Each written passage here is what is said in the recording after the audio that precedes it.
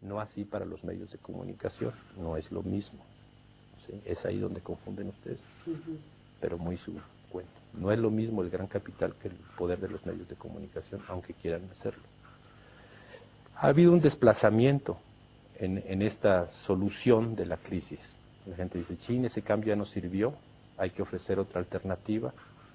Y en todo este paquete de la nueva alternativa es la suplantación del ejercicio democrático más elemental, que es el del voto, por el de la toma de opinión. Entonces ya las encuestas, ¿sí?, son las que suplen el proceso electoral. Y entonces tenemos el aparato supuestamente democrático más oneroso en la historia de este país y de América, que es el IFE, los partidos políticos y los tres poderes de la Unión. Porque finalmente son las encuestadoras y la difusión que se hacen de esas encuestas o cómo se manejan los medios para que incidan en esas encuestas las que están mandando. Si hay alguien que se desprende mucho en el proceso de las encuestas, nadie va a creer que en el ejercicio real, que es la toma del voto, va a perder ese que va en las encuestas, aunque esto sea posible, ya les haya pasado antes. Entonces, por eso se trata de que ese que va arriba o el que vaya arriba adquiera compromisos con esos medios de comunicación, aparte de los que ya adquirió o ya está adquiriendo con el gran capital, o sea, con el Pacto de Chapultepec.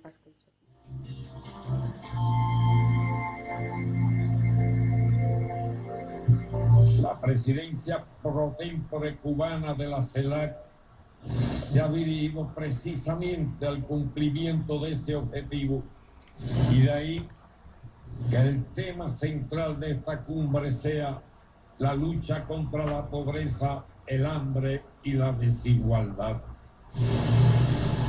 Es cierto que durante los últimos años se han producido avances, pero han sido lentos, fragmentados e inestables.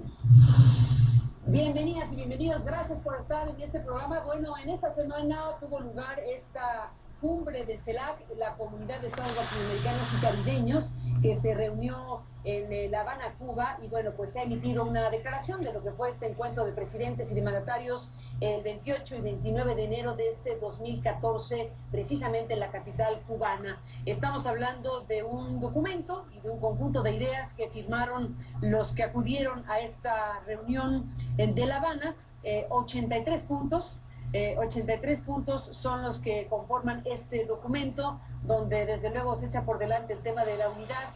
Estamos hablando de un conjunto de planteamientos que se hicieron a lo largo de estos días. Yo le agradezco mucho al doctor Eduardo Bueno León, que es profesor de sistemas políticos contemporáneos.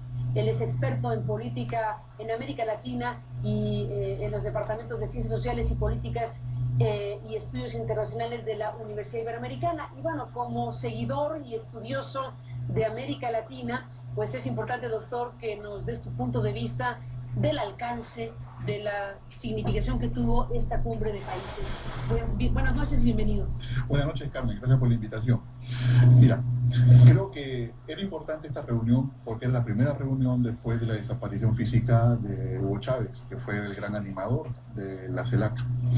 Y además porque nos permite ver qué posición van a tomar los gobiernos de izquierda, que fueron los animadores de CELAC en su fundación, a efectos de la etapa post-Chávez.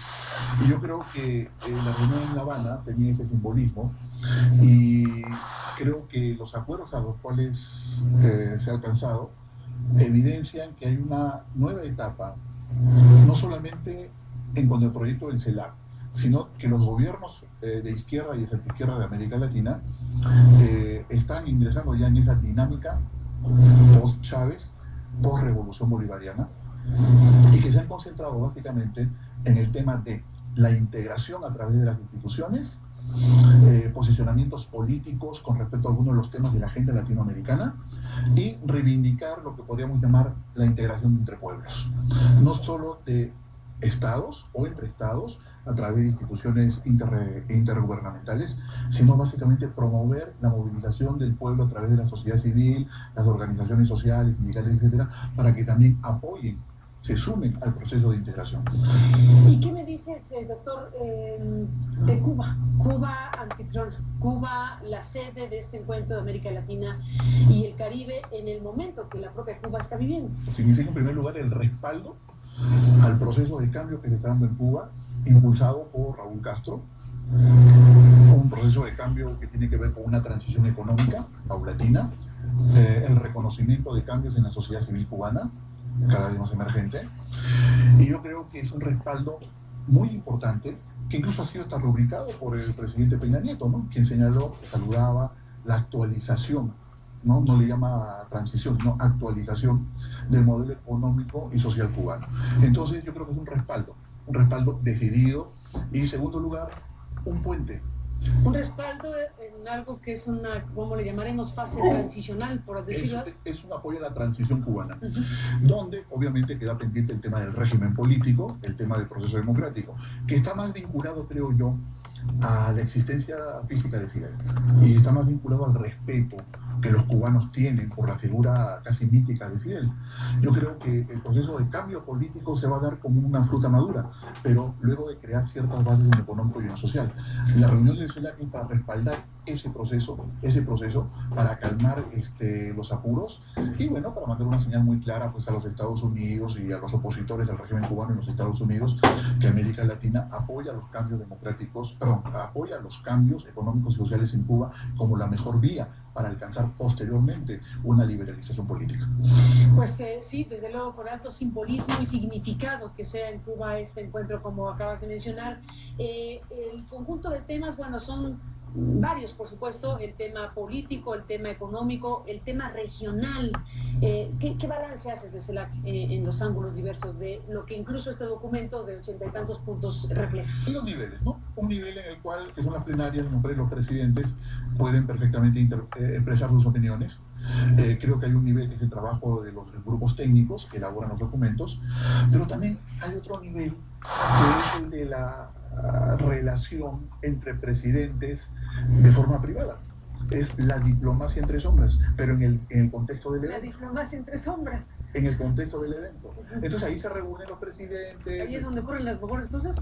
Definitivamente, porque es ahí donde los presidentes hablan de aquello que no pueden plantear públicamente, ¿no? Y lo dialogan, lo plantean, lo suscriben, toman acuerdos entre ellos, ¿no? Y por ejemplo el caso de Perú y Chile por la sentencia de la Corte de La Haya, ¿no? El pronunciamiento que hizo Ollanta Humala en el contexto del CELAC, diciendo que Perú no tiene problemas de fronteras ya después de esta sentencia.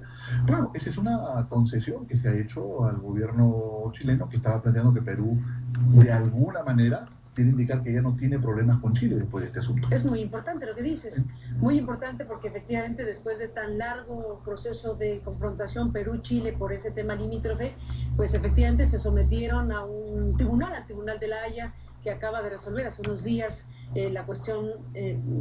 A uno les gusta más que a otros, desde luego, como buen resolutivo judicial, pero que Ollanta Humala haya hecho esa declaración no es poca cosa, efectivamente. Efectivamente, porque está... Porque yo sí estoy de acuerdo, o sea, acepto la definición hecha por la Corte. Así es.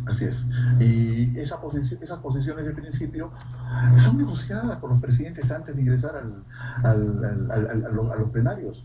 Y yo creo que eso es lo positivo, porque además son presidentes que tienen coincidencias ideopolíticas, ¿no? E incluso aquellos que no tienen estas coincidencias, como el presidente Santos, por ejemplo, ¿no? O el presidente del Paraguay, participan en el proceso, se hacen más amigos, concilian mejor las relaciones. Déjame, doctor, hacer una pausa, pero déjame regresar al tema del que hablábamos hace un momento sobre Perú y Chile, dado que tu país de origen es Perú.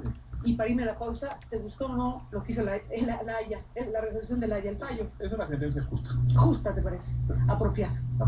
Y resuelve bien. Resuelve en gran medida los problemas que estuvieron pendientes, pero podría estar generando otros, que quizás lo comentemos. Después de la pausa, cuéntanos. Volvemos.